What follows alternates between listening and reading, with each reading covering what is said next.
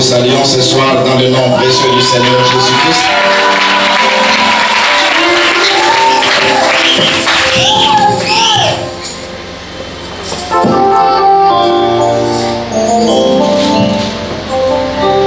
Nous vous saluons ce soir dans le nom précieux du Seigneur Jésus-Christ. Bénissons le Seigneur qui nous a donné le souffle de vie. Et nous saluons aussi les grands pasteurs et tous les hommes de Dieu à notre droite.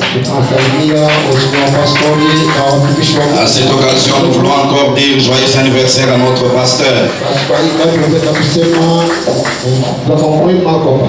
Et nous bénissons le Seigneur pour ces réunions de réveil qui sont organisées ici.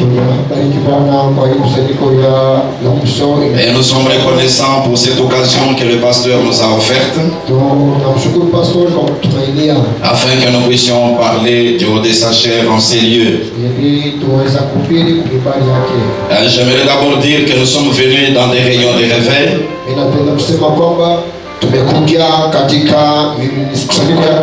Et lorsque nous venons dans un certain genre de réunion, c'est toujours important que nous puissions être dans l'esprit du caractère de la réunion. C'est cela qui peut nous permettre de saisir quelque chose et surtout de bénéficier quelque chose de ce genre de réunion. Et comme ce sont des réunions de réveil, le prophète a dit ceci dans le sermon parle à cette montagne qu'il a prêché le 23 novembre 59. Je prends les points 5 et 6, il a dit ceci. Maintenant, nous essayons de placer les réunions de réveil dans le meilleur cadre possible. Nous ne nous spécialisons pas dans la guérison divine, comme on dit, parce que la guérison divine n'est pas le plus important. Et vous ne pouvez pas mettre en avant les moins importants, nous savons cela. La grande chose donc que nous recherchons dans tout réveil, c'est premièrement d'amener les âmes perdues à Christ et de réveiller l'Église, la ramenant à un état spirituel là où elle devrait être, en communion intime avec Dieu. Troisièmement, de susciter la communion entre les églises. Et quatrièmement, de prier pour les malades. C'est notre but. C'est ce que nous essayons de faire. Maintenant au point 6 il dit ceci. Ce sont les pécheurs d'abord, la communion entre les églises et une marche intime entre l'église et Dieu, et ensuite la prière pour les malades.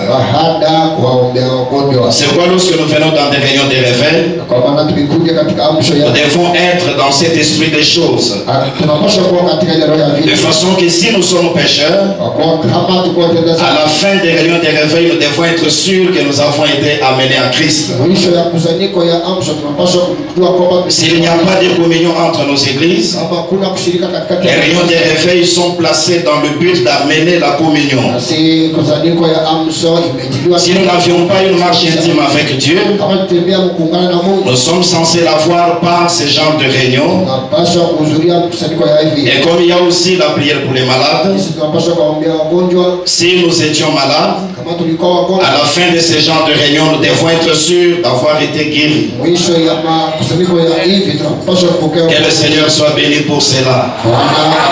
Alors le thème que le pasteur nous a donné est de parler autour du nombre 40. Et le prophète nous a interprété divinement les nombres. Et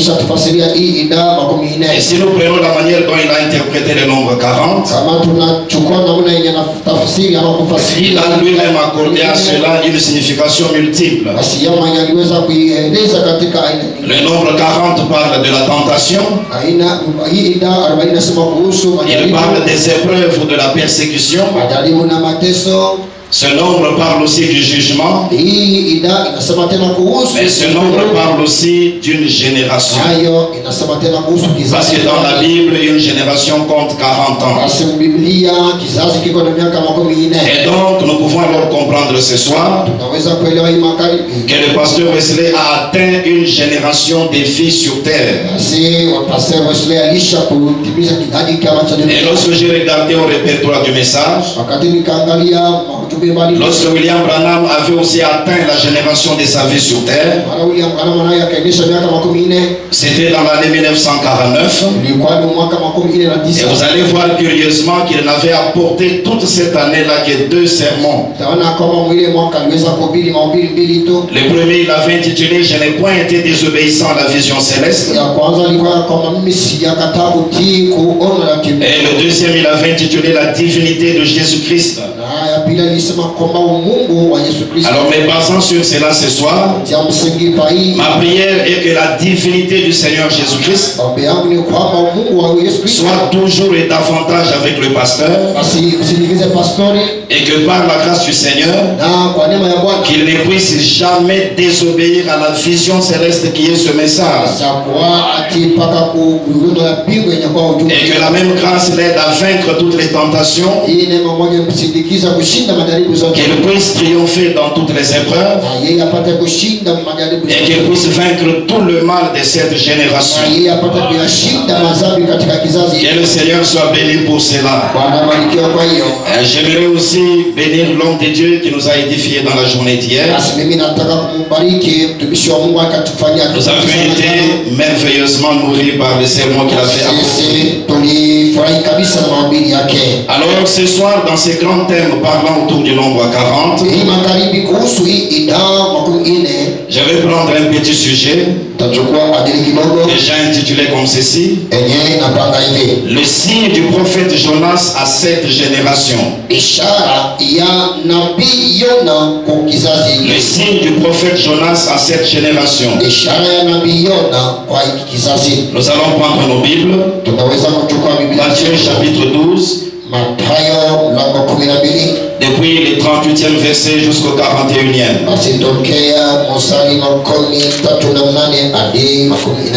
Nous allons tous être debout pour honorer la lecture de la parole de Dieu. Matthieu chapitre 12. Verset 38 à 41, nous lisons.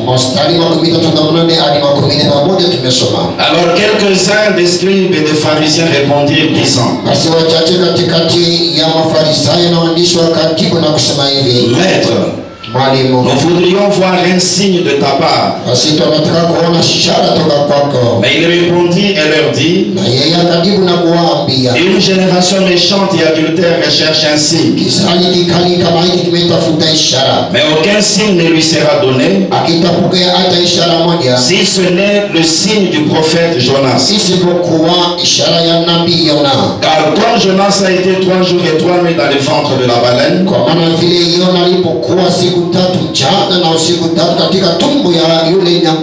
ainsi le Fils de l'homme sera 3 jours et 3 nuits dans le ventre de la terre.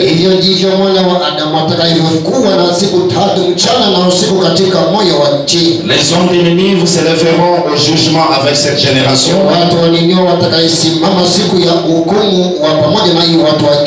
et la condamneront parce qu'ils se repentirent à la prédication de Jonas. Et voici, il y a ici un plus grand que Jonas. Pardon Seigneur. Merci Seigneur Jésus pour la lecture que nous venons de faire. Nous voulons nous asseoir à tes pieds afin que tu nous fasses comprendre ces choses. Que tes bénédictions se répandent sur chacun de nous et que le Saint-Esprit accomplisse son objectif dans la vie de chacun de nous. Au nom du Seigneur Jésus-Christ. Amen. Amina. Veuillez vous asseoir. Que le Seigneur ajoute des bénédictions à la lecture de sa parole. Le signe du prophète Jonas à cette génération. Ici, dans le texte que nous venons de lire dans notre Bible, il faut qu'en ce moment, devant Jésus, il y avait quelques scribes et quelques pharisiens qui étaient venus devant lui. Remarquez que ces gens formulaient leurs demandes devant le Seigneur. Ils ont dit, Maître, nous voudrions voir un signe de ta part. À d'autres termes, pendant qu'ici devant nous, que tu accomplisses un miracle ou un signe que nous sommes censés voir. J'ai toujours été étonné par l'attitude de Jésus. Ces gens sont venus devant lui et ont demandé un signe.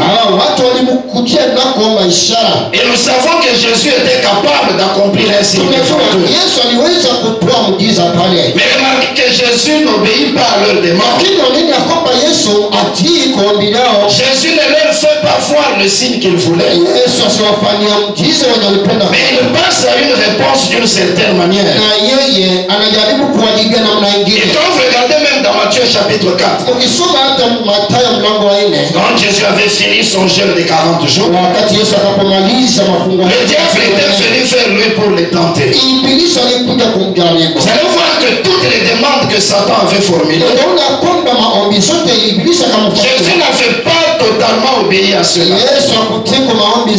C'est là où le prophète annonce que Dieu n'utilise pas sa puissance pour faire parade. Dieu n'utilise pas sa puissance pour se faire voir. Mais chaque fois Dieu utilise sa puissance pour que la gloire lui soit rendue. Jésus savait que ces gens étaient des incrédules. Voyez-vous, ils viennent devant lui. On fait nous voir un signe. Et pourtant Jésus lui-même était un signe. Parce que depuis sa conception, il était un signe.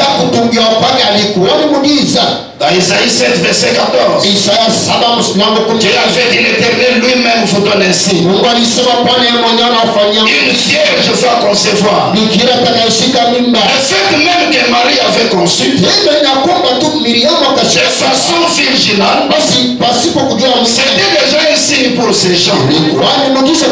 Et cet homme Jésus était avec eux tous les jours. Jour après jour, il accomplissait des milliers de signes. Et même le signe du Messie avait été réalisé devant eux. Ces scribes et ces pharisiens avaient vu beaucoup de signes que Jésus avait accomplis. Ils n'avaient pas cru tous ces signes-là. Mais s'ils viennent pour lui faire perdre son temps, fais-nous voir un signe. Donc, quelquefois, Dieu ne s'occupe pas de l'incroyable. S'il seulement s'est trouvé quelques croyants quelque part, il va mettre les incroyants de côté.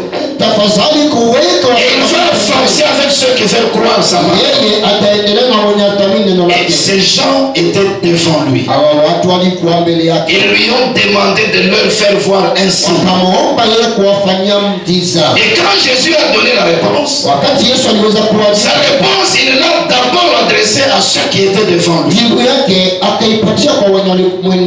Verset 39, il a dit ceci. Mais il répondit et leur dit, une génération méchante et adultère recherche un signe, mais aucun signe ne lui sera donné si ce n'est le signe du prophète Jonas. Jésus a regardé ces scribes et ces pharisiens qui étaient devant lui. Il leur donne la réponse en disant, une génération méchante et adultère recherche un signe. En d'autres termes, Jésus a considéré ces gens-là qui étaient devant lui comme étant une génération génération adultère et méchante. Il ne faut pas donner un signe. Le seul signe qu'il pouvait leur promettre, il l'appelle ici le signe du prophète Jonas. Je sais que chacun de nous est lecteur de la Bible. Vous pouvez aller prendre le livre du prophète Jonas quand vous serez à la maison. Jonas était un prophète appelé par l'Éternel. Mais il était un prophète hébreu, c'était un juif. Là, quelque part, il y avait une ville des nations. Et c'était la ville appelée Ninive. Dans cette ville-là, il y avait beaucoup de pécheurs. Ils étaient dans la méchanceté. Ils étaient dans l'adultère. Et même ils étaient des idolâtres. Parce qu'ils adoraient la déesse de la mer qui était la baleine. Et quand Dieu s'apprêtait à juger cette ville-là, Dieu s'est souvenu de son principe infaillible. Dieu ne fait jamais venir le jugement avant d'avoir envoyé l'avertissement ou la miséricorde. C'est comme ça qu'il est allé mettre la main sur Jonas. Et Dieu lui a ordonné d'aller à Ninive et de crier contre les péchés de cette ville-là. Connaissons toute l'histoire. Jonas, au lieu de prendre le bateau vers Ninive, il a embarqué dans le bateau qui allait vers Tarsis. C'est là que William Branham a prêché. Un homme qui fuit la face de l'Éternel. Mais quand nous entrons dans la profondeur du message, le prophète nous donne trois raisons principales pour lesquelles il avait fallu que Jonas agisse d'abord ainsi. Dans la première raison, il dit ceci: que Jonas lui-même, étant un prophète hébreu, il a compris que ces gens des nations ne vont pas me recevoir. Au lieu que j'y aille et que je perde mon temps, ils vont simplement renoncer à cette mission. Mais le prophète dit, voyez comment Dieu l'a détourné, l'a ramené dans la mission. Dieu lui avait finalement fait comprendre. Et Dieu n'est pas seulement Dieu des Hébreux ou des Juifs, mais il était aussi le Dieu de ceux des nations. Quand il donne la deuxième raison de la chose, il dit il fallait que les choses passent de cette manière-là pour que nous ayons le type de la mort, de la résurrection de Jésus depuis l'Ancien Testament. Il fallait que quelqu'un pousse là. La troisième raison, il dit, comme les gens de Ninive adoraient la baleine qui était leur déesse de la mer, si Jonas était entré dans la ville en descendant d'un bateau, réellement il n'allait pas croire. C'est pourquoi Dieu a ordonné que les choses se produisent ainsi, pour que la baleine qui était leur propre Dieu soumise quelqu'un qui vient crier contre les péchés. Et par ces moyens-là, ils allaient croire facilement. Mes frères et sœurs, Dieu sait comment faire les choses. Quelquefois, il va suivre certaines voies, peut-être des voies auxquelles nous ne sommes pas habitués, des fois que nous n'allons pas peut-être comprendre maintenant. Mais j'aime quand nous chantons en disant plus tard nous comprendrons. Et il avait fallu que William Branham vienne aujourd'hui soir pour que nous comprenions ce que Dieu était était en train de faire avec Jonas. Alors il s'est retrouvé jeté dans la mer. Et cette déesse l'avait affamé. Jonas a été dans le ventre de la baleine pendant 3 jours et 3 nuits. Et le prophète dit, ce 3e jour-là, la baleine s'est approchée du rivage. Elle a ouvert sa bouche. Elle a laissé sortir sa langue comme une passerelle. Et Jonas, le prophète de Dieu, est sorti en marchant sur la langue de la baleine. On dit c'était à 11e heure. La 11e heure qui correspond au temps du soir. Et quand Jonas est sorti sur le territoire de Ninive, on dit c'était un homme chaud. Et il a commencé à proclamer le message. Et quand le soleil brillait, cela frappait sa calvitie parce qu'il était chaud. Jésus dans le sermon, il y a ici plus que Salomon. 12 avril 61. Ouais, c'est enceinte, je commence vers le milieu, il dit ceci. Le Dieu de la mer était un grand poisson. Ils étaient des pêcheurs de métier. Tous les hommes étaient là avec leur filet pêchant. Et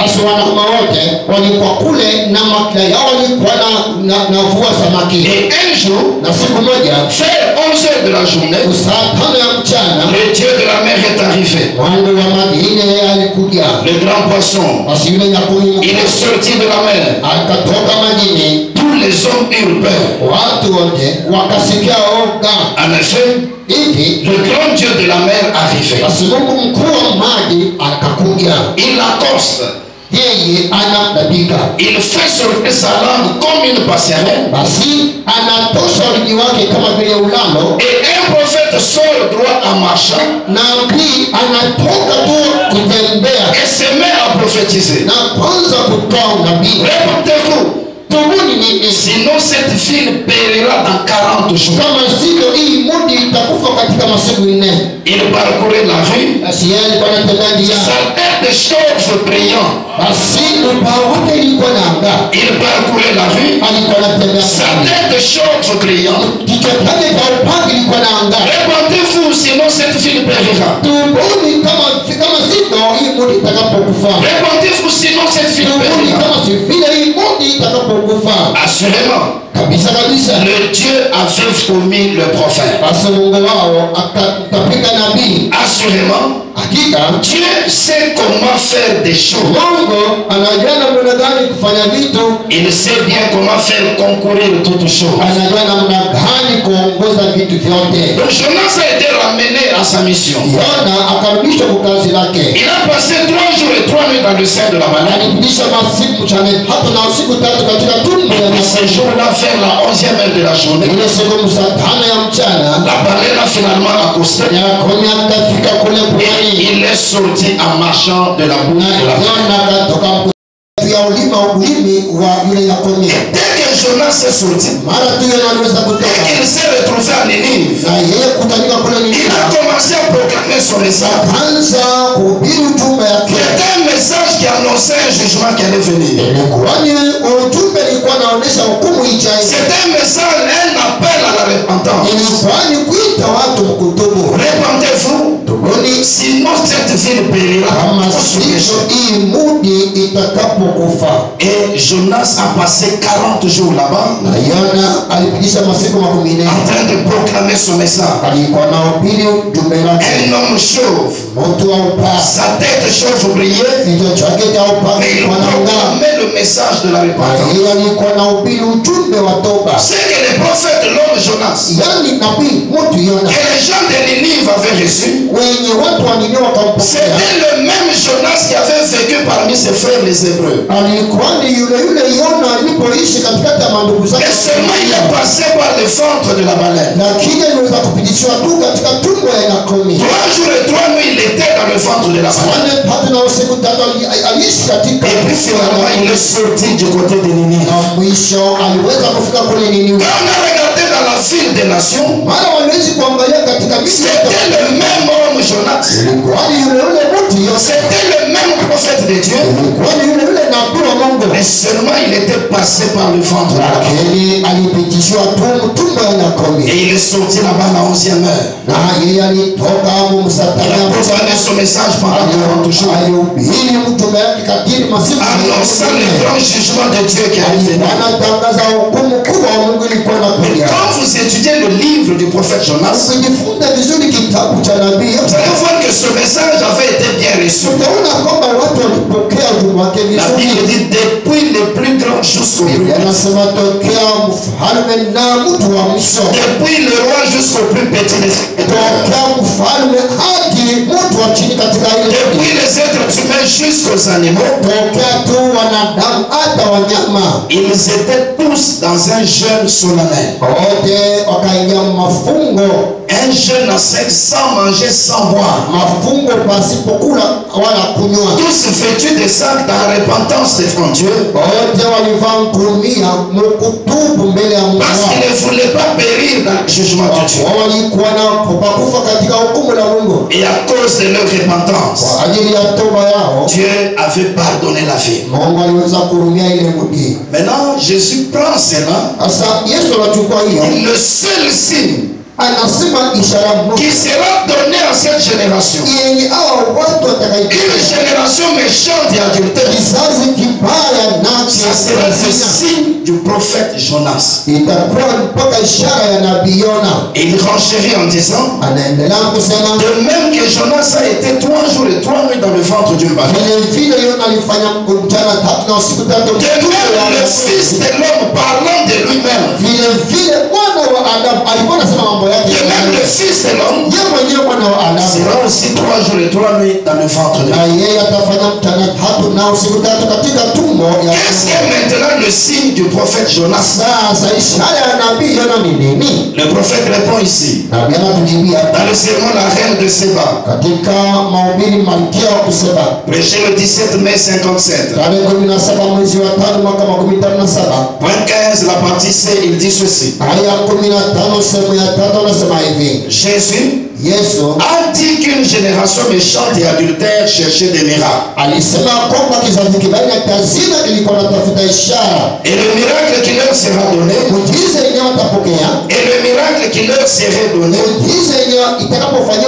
serait celui du prophète Jonas, qui avait passé 3 jours et 3 nuits dans le ventre de la baleine. Et il en était sorti. C'était le signe qui allait leur être donné. Le signe de la résurrection allait être le signe en question. Le signe de la résurrection allait être le signe en question. Quand Jésus a promis devant ces gens-là qu'on allait leur donner le signe du prophète Jonas, c'était donc le signe de la résurrection. C'est que quand Jonas s'est retrouvé dans le ventre de la baleine, 3 jours et 3 nuits, et par la suite il en est sorti, parce que cela parlait de la résurrection de Jésus-Christ. Lui aussi allait passer le même temps dans le ventre de la baleine. Et il allait finalement sortir. Le signe du prophèète Jonas, c'est le signe de la résurrection. Maintenant, si vous regardez bien la manière dont nous avons placé le sujet, le signe du prophète Jonas dans cette génération. Et pourtant, littéralement, quand Jésus a parlé, c'était devant ceux de sa génération. Comment cela peut être leur adresser à la fois à cette génération-là et à celle dans laquelle nous vivons, au prophète de répondre à toutes ces questions.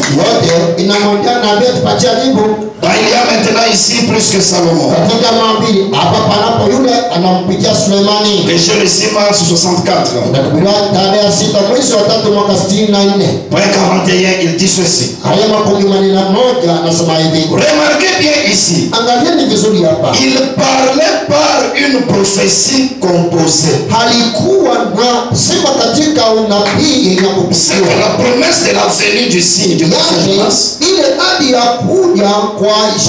C'était une prophétie. C'était quelque chose qui allait s'accomplir dans les jours à venir. Ce n'était pas une simple prophétie. Ici le prophète dit, il parlait par une prophétie composée. Il disait aussi que eux, ces gens-là, ils étaient une génération faible et adultère. Il leur disait aussi que ils étaient une génération faible et adultère. Et il leur disait aussi que toute génération faible et adultère et une qui devait venir recevait un miracle. Il leur disait aussi que ces gens, ils étaient une génération faible et adultère. Et une qui devait venir. Ici nous avons déjà deux générations. La génération dans laquelle Jésus s'était né, c'était une génération faible et adultère. Mais comme la prophétie était composée, elle ne s'adressait pas seulement à cette génération-là, mais elle s'adressait aussi à une autre génération qui devait venir. Est-ce que tout le monde a saisi cela? Très bien. Et une qui devait venir recevait un miracle. Remarquez, il a dit, une génération faible et adultère demande un miracle. Il ne lui sera donné d'autre miracle que celui de Jonas. Car de même que Jonas fut dans le ventre d'un grand poisson, pendant 3 jours et 3 nuits, de même le Fils de l'homme doit être dans le sein de la terre pendant 3 jours et 3 nuits. Suivons maintenant le point 42. Que disait-il ici? Il disait une génération méchante et adultère recevrait le miracle de la résurrection. Et à quel autre âge sommes-nous jamais arrivés où ce soit le cas plus que maintenant même? Une génération méchante, pervertie, adultère, qui rejette Christ. Et ils recevront un miracle, le miracle de la résurrection, que Jésus-Christ est tout aussi vivant ce soir qu'il l'a toujours été. Il est ressuscité d'entre les morts, ce qui fait de lui le même hier, aujourd'hui et éternellement. Une génération faible et adultère demande un miracle, et ils le recevront. Et ce miracle, ce sera le miracle de la résurrection. Or, bien sûr, il leur annonçait là qu'il ressusciterait d'entre les morts. kwamba yeye atafufuka toka wafu. C'est que quand Jésus a parlé dans Matthieu 12, wakati Yesu alisema katika il a donné une prophétie composée. akaleta unabii mara mbili. La même prophétie s'adressait à ceux de sa génération. Ile unabii kwa naendea wa kizazi. C'était une génération adultère et méchante. Ilikuwa ni kizazi kibaya na kishetani. Cette génération-là kile kizazi allait recevoir le signe de la résurrection, kupokea ishara ya ufufuko, qui est donc le signe du prophète Jonas. ilikuwa kumbi ishara ya nabii. Mais ça n'allait pas s'arrêter avec eux. Haikuwezi kusimama na wao. Une autre génération allait venir dans le futur. Ilipaswa kuja na siku ijayo. Et elle allait aussi être méchante et adultère. Ilipaswa kuwa kibaya na kishetani. Et cette génération-là aussi vile vile na kile kizazi kingine allait recevoir le même signe. ilipaswa kupokea ishara moja moja. Le signe de la résurrection du Seigneur Jésus-Christ. Ishara ya ufufuko wa Bwana Yesu Kristo. Qui est donc le signe du prophète Jonas. Inakuwa kumbi ishara ya nabii Yona. C'est que cette prophétie que Jésus a donnée s'est accomplie à l'est avec cette génération. Et la même prophétie s'est accomplie à l'ouest avec nous aujourd'hui. Ils étaient une génération méchante et adultère.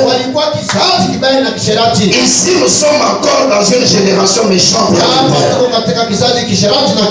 Voyons d'abord comment Dieu a accompli cela à l'est. Et puis nous allons actualiser cela aujourd'hui. Jésus regarde ces gens-là qui étaient peut-être gentils apparemment, qui sont venus poliment déposer leurs demandes. Une génération méchante et adultère. Ce qu'il y a fait de la méchanceté dans cette génération, il y a fait aussi de l'adultère dans cette génération. Si vous parlez de la méchanceté en ce temps-là, vous pouvez voir cela clairement dans les évangiles. D'abord, les Romains dominaient sur les Juifs. Les Romains maltraitaient les Juifs. Les soldats ravissaient les biens d'autrui. Ils volaient, commettaient toutes sortes de mal. Et même Hérode, dans ce moment-là, il a fait ordonner que l'on tue les petits enfants. Quel degré de méchanceté. Peut-être que cette femme avait attendu cet enfant garçon pendant longtemps. Peut-être que l'enfant qui est allait être le fils unique de ses parents. Mais parce que l'homme est tellement méchant, on va ravir cet enfant. On le tue peut-être en présence de ses parents. Frère, quelle méchanceté. Voyez-vous, une génération méchante, une génération adultère. Et le prophète dit cet adultère est à l'enfant spirituel et physique. Dieu fait que les êtres humains qui sont sur la terre obéissent à leur mari qui est Christ là-bas. Ces gens avaient abandonné la pureté de la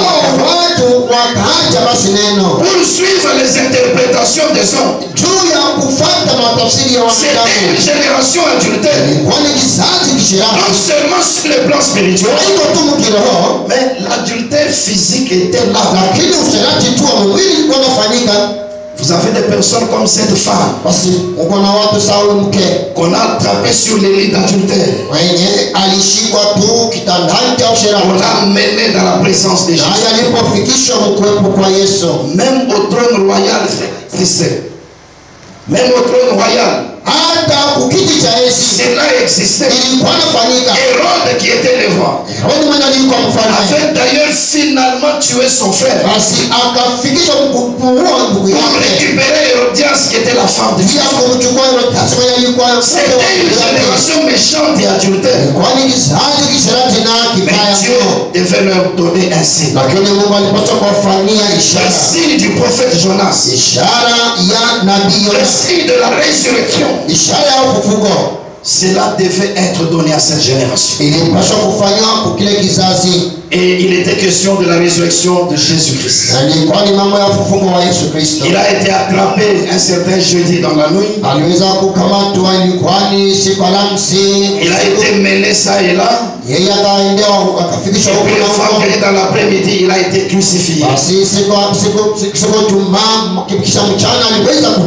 soir du même vendredi, il a été placé dans une tombe empruntée. La tombe de Joseph d'Arimathée. Et selon la prophétie de l'Écriture, il devait donc ressusciter dans l'espace de 3 jours. Et voici comment le prophète lui a fait le comptage. La partie restante du vendredi est considérée comme étant le premier jour qu'il a passé dans la tombe. Le jour entier du samedi et donc le deuxième jour qu'il a passé dans la tombe. Et la petite partie du dimanche. Et donc l'espace du troisième jour qu'il a passé dans la tombe. Le signe de la résurrection. Le signe du prophète Jonas devait être manifesté dans cette. C'est pourquoi le matin du 3e jour,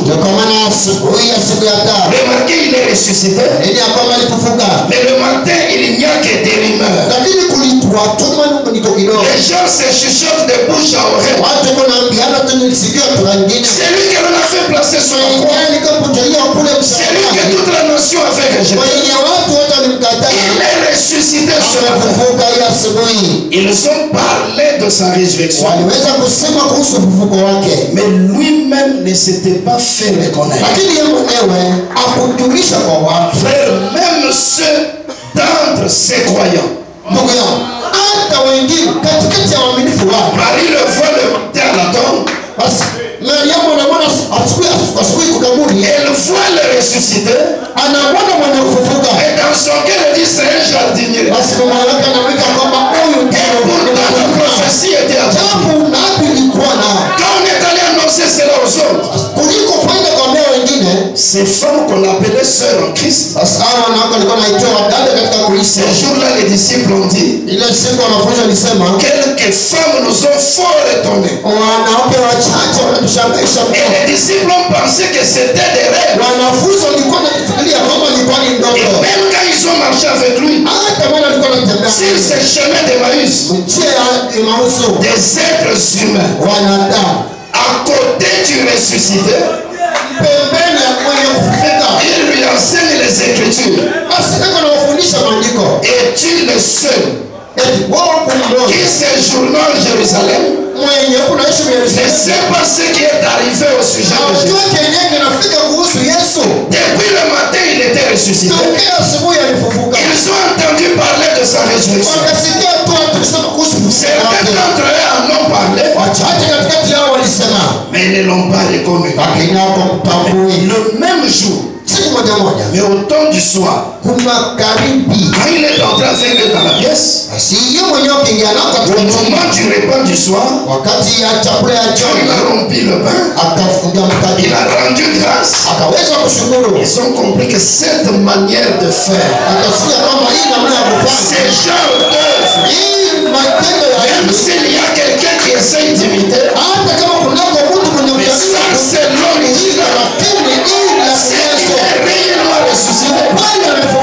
Ils l'ont reconnu au temps du soir. Quand il a fait exactement la même chose qu'il avait fait avant sa mort. Et alors, le signe de la résurrection avait été parfaitement réalisé dans cette génération. Regardez maintenant l'attitude de ces gens-là. Dieu avait promis le signe. Et avait demandé ainsi. Lui leur en a promis selon son goût. Et quand il a accompli ce qu'il avait promis, cette génération-là n'a pas cru dans sa résurrection. Remarquez comment Dieu est parfait. Jonas, depuis sa sortie de la baleine,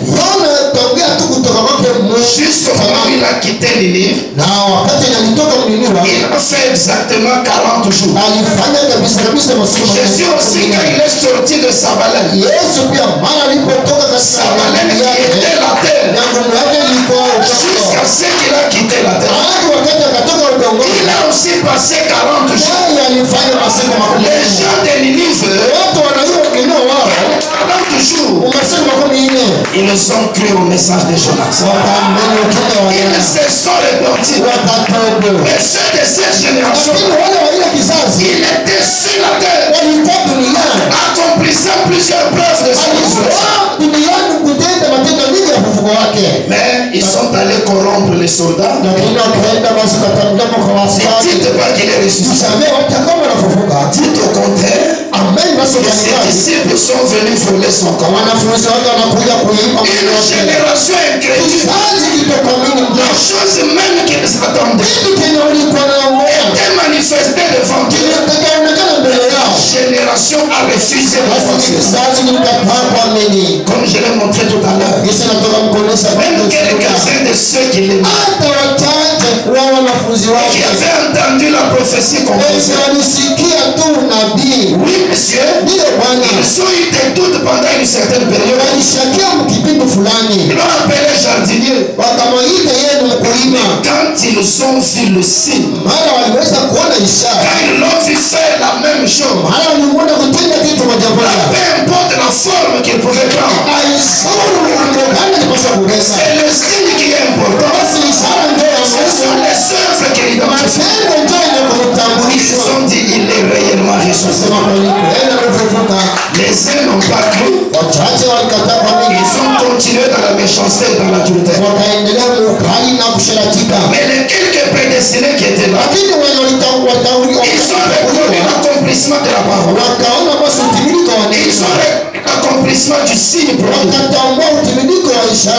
Et qu'est-ce qu'ils ont fait? Ils sont allés à la chambre haute. Ils ont attendu la venue du Saint-Esprit. Ils ont reçu le véritable Saint-Esprit. Et cela a changé leur vie. Ils sont allés dans une ville qui était pleine de péchés, appelée Antioche. Là, ils ont manifesté la vie de Christ. Et quand les habitants de la ville les ont vus, ils leur ont donné le nom chrétien. Et chrétien signifie comme Christ. Et le Saint-Esprit qu'ils avaient reçu, c'était une puissance qui les élevait au-dessus de ceux de leur génération. La génération était méchante et adultère, mais elle était devenue comme Christ. Et c'était un puissant réveil dans leur vie, à tel point que ce puissant réveil avait réveillé toutes les qualités qui étaient en eux. C'est que la possibilité d'être comme Christ était en eux. Il avait fallu que ce vent impétueux Saint-Esprit vienne. On a eu des hommes comme l'apôtre Pierre. La Bible dit l'ombre de Pierre guérissait les malades. À tel point qu'on amenait les malades sur les civières. On les mettait au bord des rues. Lorsque Pierre allait passer, l'ombre de Pierre les guérissait. Les linges qui touchaient le corps de Paul étaient appliqués sur les malades. Et les malades recevaient le guérison. Cela avait changé leur vie. Cela avait amené la sainteté au milieu d'eux. La Bible dit les pécheurs qui étaient les méchants avaient peur de se joindre à eux. C'était ça l'influence de ce qu'ils avaient reconnu dans leur génération. Et comme le jugement devait venir sur cette nation-là, ceux qui n'avaient pas agi en conséquence sont tombés dans le jugement de Dieu. Titus et son armée est venu les envahir. Et ceux qui avaient reconnu la chose et qui avaient agi en conséquence étaient déjà sortis de la ville afin que le jugement ne tombe. Le signe du prophète Jonas, cela s'est accompli dans cette génération-là. Mais la prophétie de Jésus était composée. Une autre génération méchante et adultère devait venir sur cette même terre. Et la partie de la même prophétie devait s'accomplir dans cette génération. Jésus, n'est-ce pas moi qui t'envoie? N'est-ce pas moi qui t'envoie? Prêcher le 24 janvier 62. Verset 137, il dit ceci. Suivez donc. Jonas 3 points. Jésus a dit dans les Écritures qu'une génération méchante et adultère cherchait ainsi. Est-ce vrai? Et il voulait voir ainsi le signe de Jonas. De même que Jonas fut dans le ventre du gros poisson 3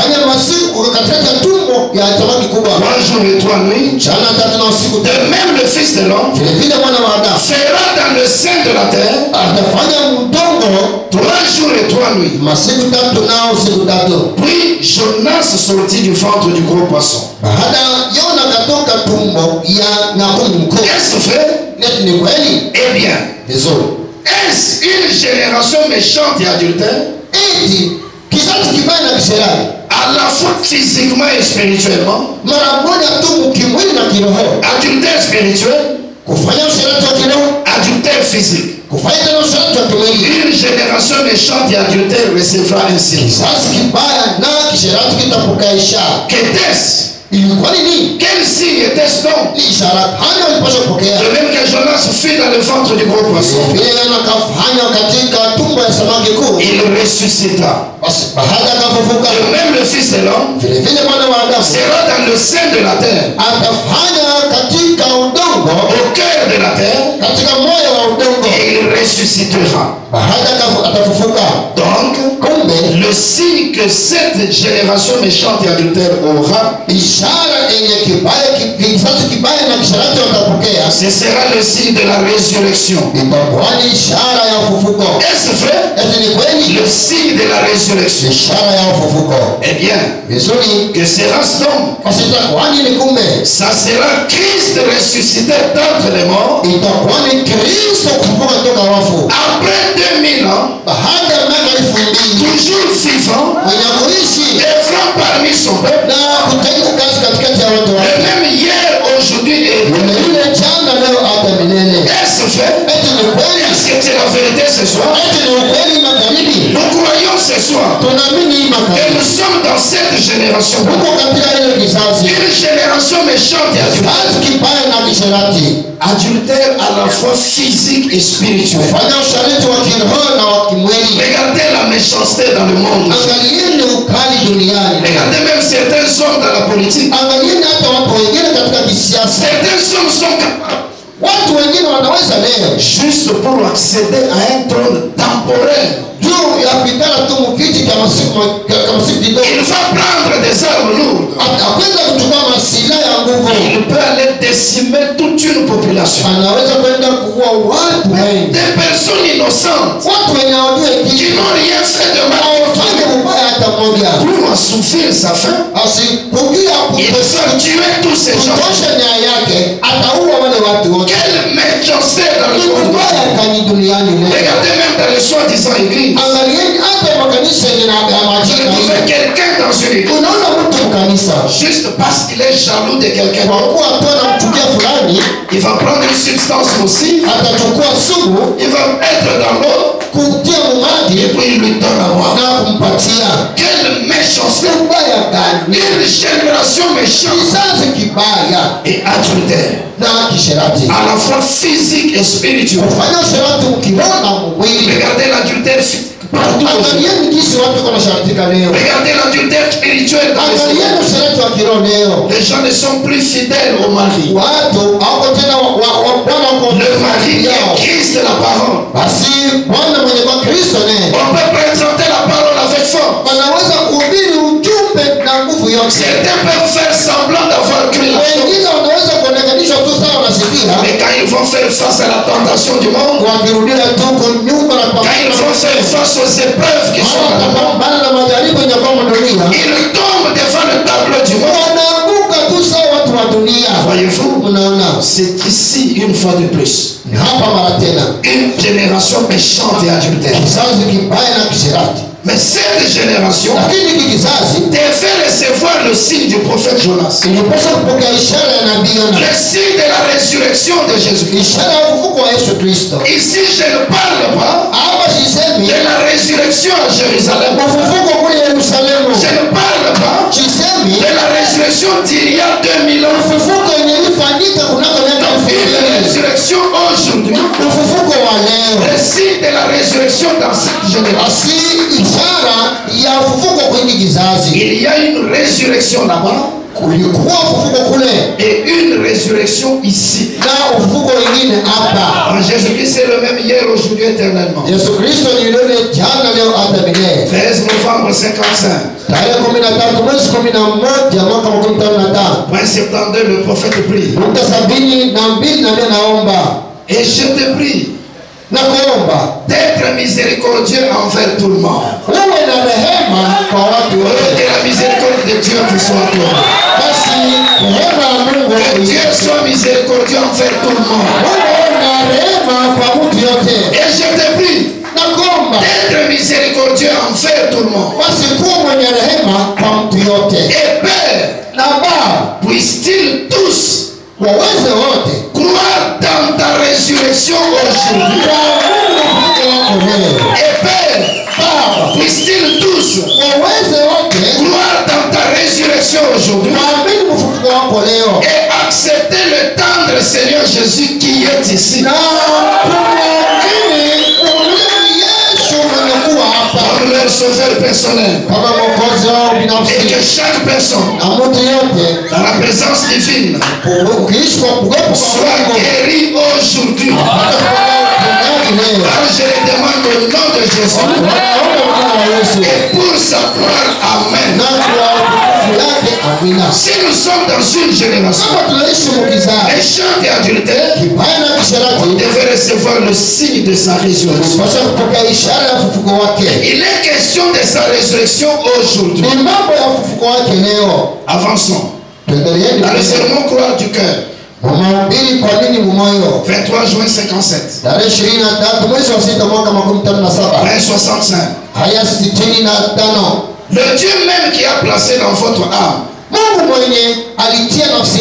cette fin de venir pour que l'on prie pour vous, c'est exactement le même Dieu qui a donné la vie à ces poissons, le même Dieu qui a arrêté ces taureaux dans les champs, le même Dieu qui a terrassé ces fous là à ma présence, le même Dieu qui a fait sortir Daniel de la fosse au lion, le même Dieu qui a dit jetez vos filets de cet autre côté et allez-y pêcher. Il est le même hier, aujourd'hui et éternellement. Est-ce que vous le croyez? Il est le même hier, aujourd'hui et éternellement. Ses œuvres sont infaillibles. Est-ce que vous le croyez? Ses œuvres sont infaillibles. Son caractère est infaillible. Et ses œuvres montre son caractère. Il est donc ressuscité aujourd'hui. Il est donc ressuscité aujourd'hui. Et il est ici au milieu de nous. Le même hier, aujourd'hui, éternellement. Et nous sommes témoins de son caractère. Son caractère m'a changé. Il est donc ressuscité aujourd'hui. Et il est ici au milieu de nous. Le même hier, aujourd'hui. Et nous sommes témoins de son caractère. Son caractère m'a changé. Sa résurrection dont il est question. Le signe de Jonas dans cette génération. Ce n'est pas une résurrection d'il y a 2000 ans. Il est donc ressuscité aujourd'hui. Et nous devons tous croire dans sa résurrection aujourd'hui. Voici maintenant. Quand Jonas s'est retrouvé dans le ventre du poisson, 3 jours et puis il est sorti. Jonas est le type du Seigneur Jésus-Christ. Mais Jonas, pour commencer, il était d'abord parmi ses frères les Hébreux. Il avait une mission à accomplir dans une ville des nations. Et pour arriver dans la ville des nations, d'abord les 3 jours et les 3 nuits dans le ventre. Puis il sort à la 11e heure qui est le temps du soir. Et puis quand il marche en train de prêcher, il a même dit sa tête chauve. C'est le type du Seigneur Jésus. Quand il est apparu en Orient, il était à l'aise parmi les Juifs. Mais son travail ne s'arrêtait pas avec les Juifs. Il avait une œuvre déjà annoncée. Il devait réaliser chez les nations. Le même Jésus, pas d'eux. Le même Jonas, pas d'eux. Le même Jonas parmi les frères. C'est le même Jonas parmi les Ninivites. De ce côté-ci, il est d'abord passé par le ventre. Le même Jésus en Orient. C'est le même Jésus en Occident. L'Occident, ça devait être sa résurrection. Après qu'il soit par le ventre, pendant les 3 jours, voici la réalisation de la chose. Le même Jésus devait venir chez les nations pour ton travail. Le même Saint-Esprit, le même Fils de l'homme. Qu'est-ce qui est arrivé dans les anges de l'église? Il a aussi été retenu. Il a été tué. Remarquez, de même que Jésus avait été placé dans une tombe qui n'était pas à lui. Quand Christ a été tué dans les anges sombres, il s'est retrouvé dans la dénomination. C'est une tombe, ce n'est pas à lui. Dieu n'a jamais été l'auteur d'une dénomination. Et remarquez dans cette tombe-là, son corps était enveloppé dans des linges. Et de ce côté-ci, Branham dit qu'il avait été lié par les fleuves dénominationnels. Mais au temps d'histoire, quelque chose devait arriver. Le message dans le sous. Oui, monsieur. Quand vous lisez les livres de Jonas, pour que la baleine From Mr. Jonas. Là, lisez bien votre Bible. La Bible dit, et Dieu parla au poisson. C'est qu'il y a eu un message. Dieu a parlé. Et puis l'homme a été libéré. Ici, lié par le fleuve de Guinso. Mais il fallait un message. Le message du temps du soir vient d'élier Jésus. Alors on peut parler de sa résurrection. Si nous retournons un peu dans le plan, 3 jours avec Jonas, 3 jours avec Jésus. Jésus dans les 2 premiers jours, c'était un corps mort dans la tombe. Le 3e jour, il est ressuscité. Et le matin, il y a eu des rumeurs. Le soir, on l'a reconnu par le Seigneur. Les premiers jours, c'est le réveil de Luther. Il est venu avec le message de la justification. Le 2e jour, c'est le réveil de John Wesley. Il est venu avec le message de sa justification. Sanctification. L'Odyssée arrive. Le matin, on devait avoir des rumeurs, mais sans le voir. C'est parce qu'on est de cette art. C'est d'abord le réveil pentecôtiste. Ils sont venus avec le rétablissement des dons. Et vous verrez que le don principal était celui du parler à la voix. Des rumeurs. On marmonne des choses. Lui-même on ne le voit pas. C'est comme s'il est ressuscité. Mais on parle simplement de lui. Mais on ne le voit pas dans la même manifestation. Et gloire soit rendue au Père. Car même s'il y a des ténèbres, mais vers le soir, la lumière va paraître. Et le temps du soir, un homme est apparu sur la scène. Pas un ange du ciel. Un ange terrestre. Un homme est apparu sur la terre. C'est le nom de William Marion Branham. Par lui, on voit le ressuscité. J'aimerais prendre quelque chose.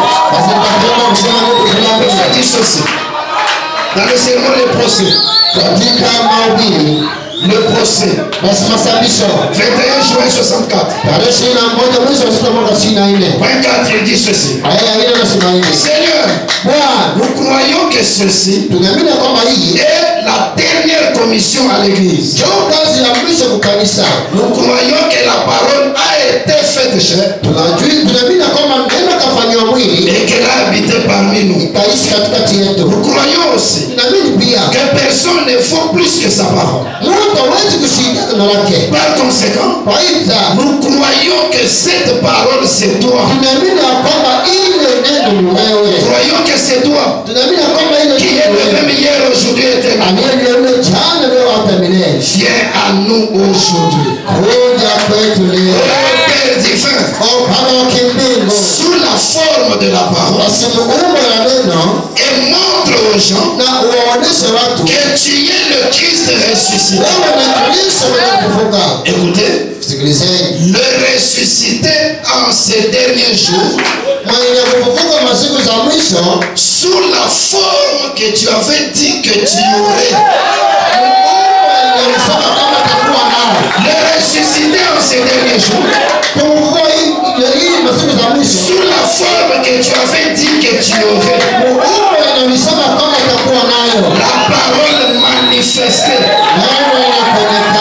Quand tu étais ici sur terre, tu étais la parole prophétisée, manifestée sous une forme humaine.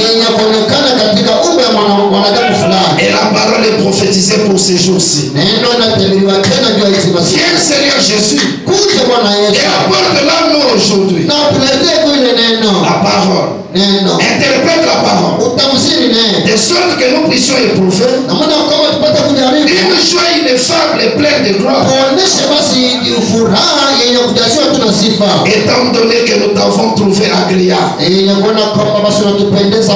que nous avons trouvé véridique et confirmé dans nos cœurs des paroles selon lesquelles nous sommes passés de la mort à la vie.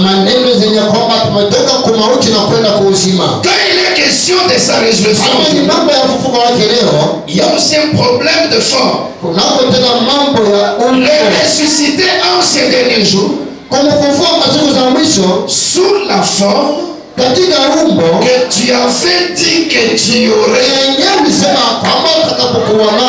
la parole manifestée. Essayons de trouver cette forme. Un drôle de personnage. 14 juin 64. Point 110. Et nous croyons que Dieu doit être manifesté dans ces derniers parmi son peuple élu. Et nous croyons c'est la pousse. Et nous croyons que Dieu doit être manifesté parmi son peuple à la semence élue selon la Bible sous la forme du prophète. C'est tout à fait conforme à la parole. Non pas que cet homme-là est Dieu, mais le don est Dieu.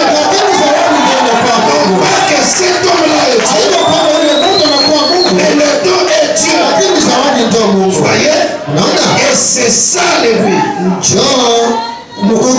C'est le même Jésus qui était avec nos frères les Hébreux. Mais quand il passe par ce processus, il est délié par le message de tradition. C'est le même Jésus, le même Christ ressuscité, mais dans la forme qu'il avait dit qu'il aurait. C'est dans cette forme-là qu'il se manifeste parmi son peuple à la semence élue. Quelle est cette forme? C'est la forme du prophète, l'ange de Dieu. 20 juillet 51. Point 19. Et Dieu, par son amour infini, a envoyé ses dons pour se manifester devant vous et vous faire savoir qu'il n'est jamais resté mort, qu'il est ressuscité, et il est le Christ ressuscité, afin que nous ce soir sa même puissance, sa même manifestation, bien que vous ne le voyez pas, cependant vous savez qu'il est ici. Vous le voyez agir sous forme de l'esprit. Thomas a dit, si je peux toucher son côté et que je peux toucher ses mains, je croirai en lui. Il a dit, bien plus grande est la récompense de celui qui ne m'a jamais vu et qui pourtant croit. Il ne peut pas apparaître physiquement devant vous ce soir, mais il est ici. Et chaque parole de Dieu est une semence. Elle se manifestera si vous la croyez. Le Christ ressuscité aujourd'hui est venu vers nous dans la forme du prophète. Christ voilé dans la chair humaine. C'est là que le prophète va plus loin pour dire, je ne suis pas lui, mais je ne suis qu'un porteur, un être humain, mais le porteur de notre Jésus. Et c'est dans ce cette forme-là, qu'il est venu de ce côté des nations. Et le Dieu Tout-Puissant qui sait arranger les choses, il a produit exactement le même type de Jonas. Il y a la forme que Dieu a prise. Il était aussi un homme chaud. De façon que quand il a prêché, sa tête chauve brillait aussi. Quand les croyants regardent, c'est lui qui est dans la génération méchante. Il dit non, ce n'est pas la résurrection de Jésus. Non, c'est de la lecture des pensées. Non, c'est Simon magicien le mauvais. Non, c'est de la télépathie. Même un homme a écrit un livre. Il a dit de tous les séducteurs, William Branham est le plus grand. Quelle méchanceté, quel degré d'incrédulité. Mais gloire soit rendue au Dieu. Parce que j'étais là, parce que vous étiez aussi. Nous n'avons pas cherché les marques de clous. Ce corps-là attend le résultat. Mais dans sa résurrection sur la terre, il a pris une autre forme. Il a pris la forme du prophète. Et nous l'avons vu faire la même chose. Et quand nous le voyons faire la même chose, alors Dieu qui avait annoncé la prophétie, il a accompli des formes aussi. Nous avons vu le signe du prophète. Le même Jésus ressuscité d'entre les morts. Faisons la même chose. Mais quelle doit être notre attitude? Il annonce aussi le jugement. Parce que dans Malachie 4, il y a un jugement qui va venir. Si nous pouvons faire comme les gens de Ninive, ils se sont repentis à sa prédication. Frères et sœurs, ce sont des réunions de Dieu. Regarde ta relation avec Dieu. Es-tu méchant? Es-tu dans l'adultère? Physique ou spirituel? Le cri de l'avertissement, c'est le message de l'heure. Il y a un jugement qui vient sur ce monde. Les méchants sont sur la terre. Ça, c'est une voie de la miséricorde. Si tu peux te rendre compte dans ton cœur que tu n'es pas en ordre avec Dieu, si ta vie t'identifie à cette génération, c'est le moment de te remettre en ordre avec Dieu. Parce que dans peu de temps seulement, ce monde va être détruit. Dieu ne parle-t-il pas à ton cœur? Ta vie est telle correcte devant Dieu, le jugement va venir. Et même le juge suprême est descendu. Ce monde ne saura pas échapper. Mais Dieu a besoin des individus qui peuvent dire: je sors de cette génération. Comme le signe de la résurrection s'est manifesté, c'est que cette génération va être détruite. Oh, je vais faire comme ceux qui sont allés à la chambre haute, recevoir le véritable Saint-Esprit, ce véritable esprit qui change la vie de l'être humain, ce qui peut faire de toi un véritable chrétien. C'est ça le but de toutes ces choses. Non seulement cela nous amène dans cet angle-là, et je lis cette dernière déclaration: en possédant les portes de l'ennemi. Et novembre 59, point 60, et puis le point 58, il dit ceci: et aujourd'hui, l'église du Dieu vivant a le privilège d'être là et de voir Jésus-Christ, le Fils du Dieu vivant, ressuscité et est vainqueur. Ici présent, vivant dans son église, en train de faire à nouveau les mêmes choses qu'il a faites. Alors, nous possédons la porte de chaque ennemi. Ici, ça nous amène dans un autre angle. C'est un privilège que Dieu nous a donné de reconnaître le Fils du Dieu vivant, ressuscité et vainqueur. Cela doit nous amener à posséder la porte de chaque ennemi. 58, il dit, dans l'église du Dieu vivant, ce soir se trouve la puissance de guérir toute maladie. Y a-t-il un malade ici ce soir? Il y a ici la puissance de guérir toute maladie. Dans l'église du Dieu vivant se trouve la puissance de vaincre toutes les tentations. Dans le nombre 40, il y a la tentation. Dans cette génération, il y a la tentation. Mais nous avons la puissance de vaincre toutes les tentations. Entre les mains de l'église du Dieu vivant se trouve la puissance de changer le péché, de le rejeter et de recevoir le baptême du Saint-Esprit. Dans l'église de Jésus-Christ, tout ce que vous désirez, demandez-le à mon nom et cela vous sera accordé. Ce soir, mon frère, ma soeur, nous sommes dans une génération méchante. Mais Dieu a accompli la prophétie, le signe de la résurrection qu'il avait promis. Nous l'avons vu devant nous dans cette génération.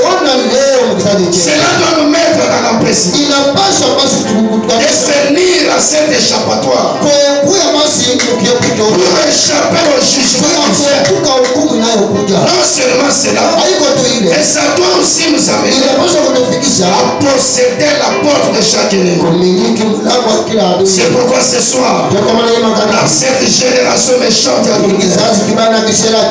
cause du signe du prophète Jonas,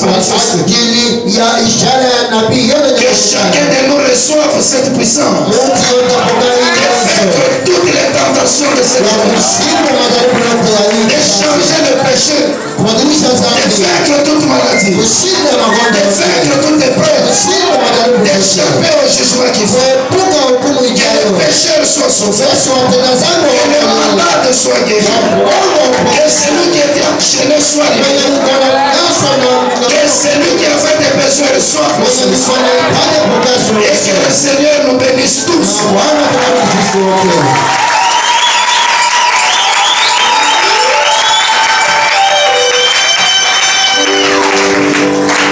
Mettons-nous debout. Pas de commentaires.